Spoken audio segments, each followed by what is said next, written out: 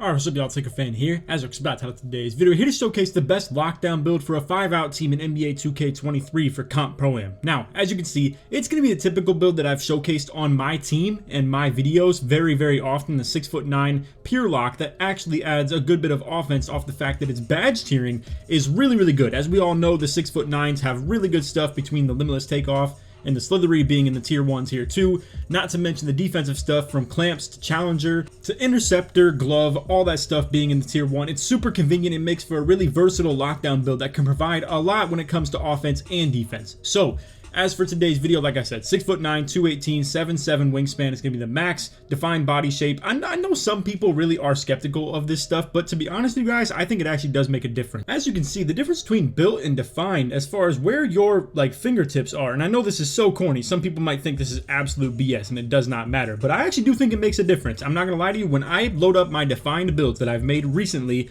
as opposed to my built one, or ones I should say, because I also have multiple of those, you can feel the difference. You can actually see that your wingspan does feel longer, and I know it's so corny, but I do think this 1 or 2 inches worth of wingspan actually could make a difference for lockdowns, especially ones like this where you're playing back end with that 90 steal rating and the gold interceptor trying to play lanes. So anyway, we're gonna get straight into this. I hope you guys enjoy. If you do, for to drop a like, sub if you're new to noties, all the good stuff, and like always, try this one to 2,000 likes. Now, as far as what this brings to the table, you can see 17, 17, the 8 on playmaking, then 30 on defense with great physicals as well. You can see the strength is not that great, but I honestly think this is plenty fine for a build like this. And as you can see, the close shot rating being 85, this gives you gold fast twitch and the ability to just go crazy on the interior finishing with the masher, the fearless finisher, the fast twitch, all that stuff. With this build, I actually don't even mind running every single core badge pattern between 1 finishing, 1 shooting, 1 playmaking, and then 1 defense. And maybe somewhere along the lines we get like a double finishing or like a double shooting, double defense that just goes at the expense of the playmaking and doesn't give you one. But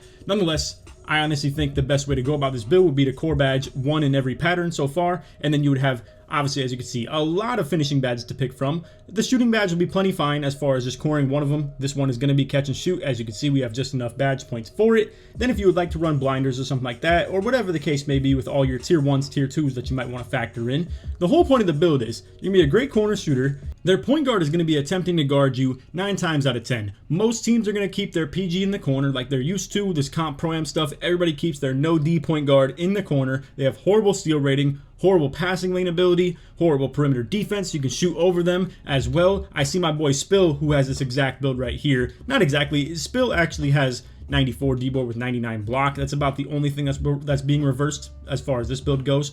But as far as all that stuff goes, I mean, he is a lethal cutter. You can paint mash them. You can keep this player down in the paint with this guard on them. The guard has to rotate somewhere, and at some point you might even bully him away from guarding corner, in which case that's going to give you matchup problems on the wings, where if you play that 5-out offense, you're going to have all types of options on both your wing players. You can cut the wings as well. You could even use them as pick and rollers and try and get that point guard on you as the 5-out point guard. Or you could even just toss the ball their way. If the point guard is guarding a wing, just boom, give the ball to whoever that wing player is, and then they can just take them down. Simple as that. And make those reads, because obviously going to need some help, rotate from all types of places. It's one thing you guys should always keep in mind. If the point guard is guarding somewhere and you attack him in the paint, they are likely going to be sending help a lot, very often. So whether that's using that player as a pick and roller from the wing, whether it's cutting him from the wing, whether it's just him getting the ball and attacking, they're going to be sending bigs, they're going to be sending help 100% of the time. So just keep that in mind. But again, this build is a small guard killer. It's what absolutely gives these guys problems, and with this build right here, you can either play back end with it, and obviously you could play with like a double guard lineup. Like, let me give an example too, because this build is very like niche and specific as far as what it's going to be good for. So you could either play with this as an on-ball defender. It absolutely could work like that. I think its perimeter defense is elite. People really sleep on the ability of the 6'9s as far as guarding perimeter. I hear so many people talk about, I could never guard a point guard on a 6'9. I don't know how you do it when it comes to like them being used to being 6'6", 6'7 with like 88 speed type stuff and 97 prim D. This is plenty good. I play against some of the best guards in the game on a build exactly like this when it comes to the perimeter defense, steal, and then the block rating. All three of those things combined. My interior defense is a little bit higher. It's at 84. With a build like this, what we like to do, and what I think you guys absolutely could do with something like this, is run 2 of these and the ideal way to play defense would be to play sides on everything. You can just switch everything on your on-ball defender and your back-end defender, and they can be completely versatile as far as that stuff goes, and teams have to work like crazy to get their offensive opportunities or any openings, because you can just switch every screen. You can just have one of these guys on the back end and one of these guys on the guard at all times, and you can even still use rotations with this. Both of you can be the rotator, both of you can be the on-ball defender. It works in a ridiculous way with this stuff.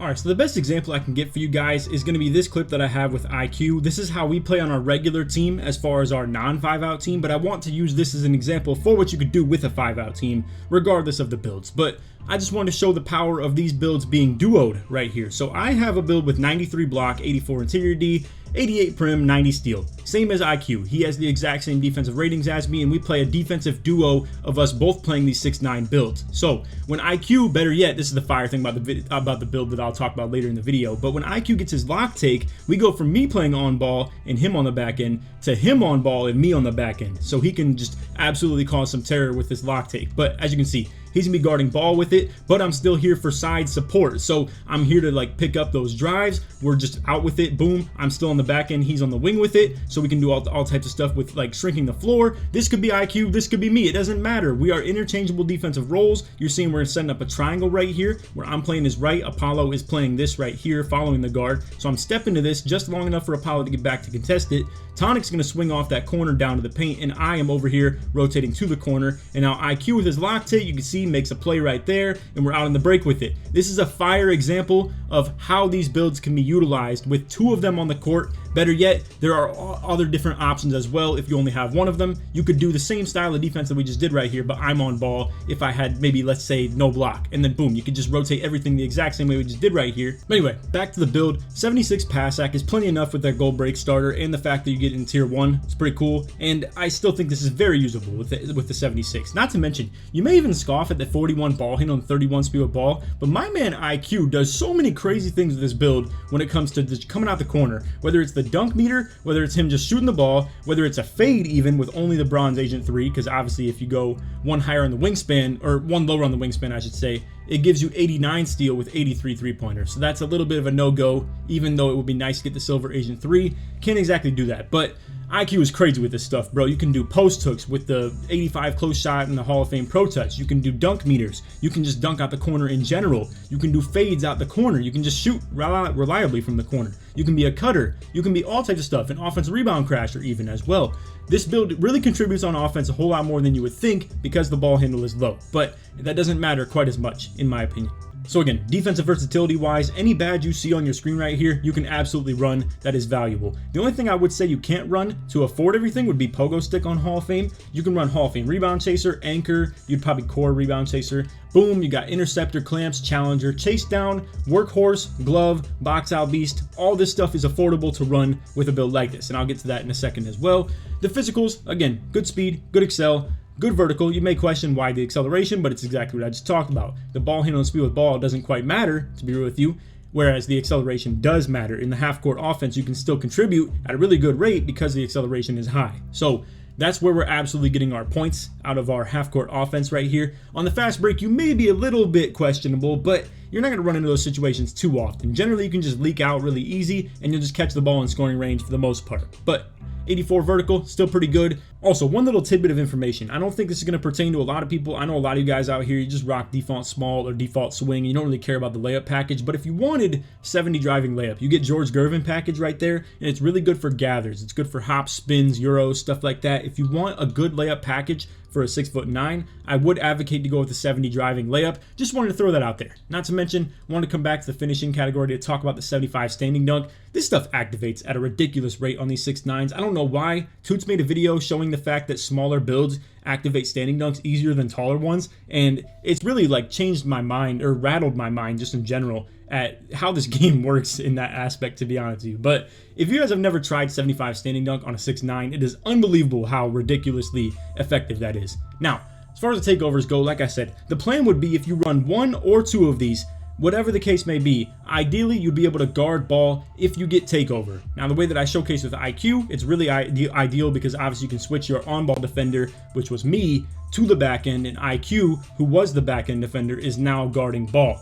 all because he has lock take and I am just guarding back end, simple as that, because obviously I don't. So whoever has lock take can just easily run it, and then you're just guarding ball from that point. Perimeter badge drop is really good if you ask me. Makes it so you're actually able to get some pluck steals, even though you only have the silver glove. If you would prefer to run enhanced jump shot contest, I tried it and I did like it a little bit, but I don't know if I like it enough. I think extreme clamps is also really good. All three of them are pretty viable if you ask me as far as what you're going to run with this build. On regular pure locks, I would say perimeter badge drop if you have that 99 steal rating, but for this one, it's even still justifiable because obviously it's what I suggest to run, but it's definitely more reasonable to still be able to run extreme clamps or enhanced jump shot contest. Now, if you want to run secondary rim, I think it's pretty good. It gets you your takeover really quickly, and if you're playing back end with it, it makes sense. If you're guarding ball off rip, I would probably just say to double up on lock take, or if you find yourself shooting the ball pretty often, you could run secondary sharp just to get takeover quicker. But that's my take on it. We're going to go to the badge spread real quick to show you what to actually run for your loadout. Alright, so as we're looking at the badges, I want to first and foremost suggest that you guys run all of your extras on defense.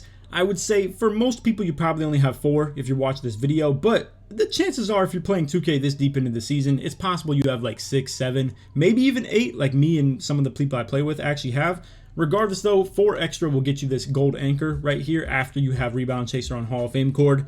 Vice versa, if you would just rather core anchor, boom, you could just, like, let's say take off workhorse or something like that, boom. Now if you run the gold anchor core, 4 badge points will still get you rebound chaser, and then eventually when you actually grind this out a good bit, it's likely that you're going to get anchor first, but then after you get the rebound chaser, boom, then you'll be able to just go core right there, and then you just need 3 more badge points for anchor. Now if you want to go like super extra, obviously if you just added 7 defense, you could still run workhorse on Hall of Fame. At this point, you do not run pogo, you don't run brick wall, that's fine, obviously you're not a screener. You don't run pick dodger because you're going to be playing very versatile side defense, or you're just on back end anyway, so you're not going to find yourself fighting through screens. Ankle braces is kind of hit or miss, it's a little bit tough to really justify for, and menace would be more of an on-ball defender sort of thing. But all of that is okay. I really do think if you just run workhorse and anchor right here, you're perfectly fine. Or if you don't have the badge points for it, bronze workhorse with, let's say, 4 badge points put in the defense, boom, that's enough for anchor, and now you're looking good. You got everything you need, simple as that, with only 1 defensive core. So what running 1 defensive core allows us to do is have obviously the finishing core, and that would be best used on either fast twitch, or if you're not a big believer in fast twitch, you could core silver poster, and then you can actually run masher as well, and then that would give you enough for the slithery badge point.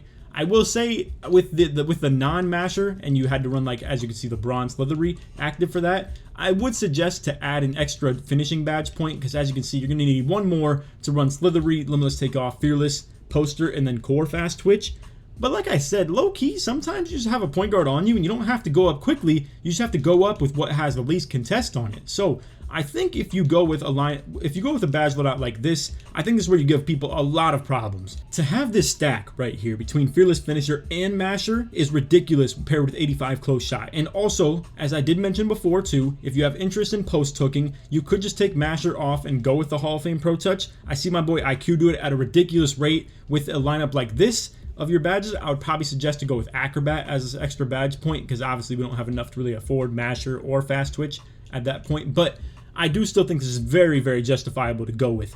I will say, obviously, masher does help for the more brain dead takes. If you wanted to go with that, because it just seems a little bit easier for you and you want to be a little bit more close shot centric and not go with the hooks, I would definitely say this is the pretty good way. Not to mention, masher still helps you make hooks as well on guards. So it's kind of multifaceted, whereas Pro Touch is only going to be for hooks. Yeah, it can be for layup timing, but honestly, it's not very effective and it's pretty hard to do and it's pretty risky as well. But anyway, those are our takes on the finishing. You could do it many different ways, but if you do go with the one that has fast twitch on, I would suggest to put 1 extra badge point on, because as you saw, we didn't have enough to run limitless takeoff, fearless, poster, slithery, and fast twitch. You need at least 1 extra badge. Now, for the shooting, we're going to have the catch and shoot core right here, and that gives us 7 free badge points. As you can see, it lets us run bronze agent 3, silver blinders, gold green machine, and then gold claymore. You don't really need anything else more as a spot up if you ask me. If you want some clutch shooter, I suppose. If you don't find yourself taking fades at all, you could probably just run this on gold as well, and then you're good from there. If you want some mini magician, you also could, but again, your mid-range isn't super crazy. And then for the playmaking, Needle Threader Core would be pretty convenient right here. It gives you 4 badge points as opposed to, let's say, Break Starter for 3. You got things like Bailout, Hyperdrive, and maybe Brian's Dimer. I still think to run Hyperdrive would be pretty convenient at the fact that your speed with ball is really, really bad. But who knows, maybe this is a facade and the badge doesn't really work like that. And maybe it'd be better to just take Hyperdrive off and run Silver Floor General. I still believe that this would be the better way to go. Personally, I still think you want the Bronze Bailout too. You definitely want Break Starter, and I would think you want Needle Threader too, unless you wanted to just maybe core Bronze Bailout, and then at that point you could just not run Needle, and then just run Floor General, Dimer, and Break Starter at the max levels. But that is all for the badge loadouts. Like I said, I would advise probably 4 extra defense at the bare minimum, and maybe 1 extra finishing just to allow you some flexibility with what you'd want to go with. I don't think you need extra shooting. You definitely don't need extra playmaking. I would advise all your extras go into defense or maybe 1 finishing. But anyway, that is all for the video. I hope y'all enjoyed. If you did, drop a like, sub if you're new to noties, all good stuff, and like always, try to 2,000 likes. If you made it to the end of the video, put IQ or put Spill in the comments so it supports me all the way through. Shout out to my boys that run this build right here. I have another one where I made the account and it's called Lock Awaited, and I actually have a 96 overall version of pretty much this exact build right here, and I could even play on it myself if you guys wanted to see something like that in the future. I could play like Comp Pro Am Lock and spot up in the corner or something. But really, I made it for my boys to log on to. I give them the access to the account and they can play on it. And I have a build that coexists with mine really, really well, just at any given moment. So you may even see Lock Awaited pop out there, whether it's maybe Kitchen gets some runs on it, AK. Obviously, I have multiple different people that can play on it and stuff like that too. But I think this is a really good staple build. It's so versatile. It can get you on so many Pro-Am teams off the fact that you can actually provide really good versatility with other people who play back end, or you can even just be a team's back end too, where they're just playing, you're playing power forward for them. So this works at the 3 and the 4 really, really well, and I do advocate for this build because it's a great just glue build for lockdowns. Simple as that. Anyway, that is all for the video. Hope you all enjoyed. None of that. Take it easy, man. Peace.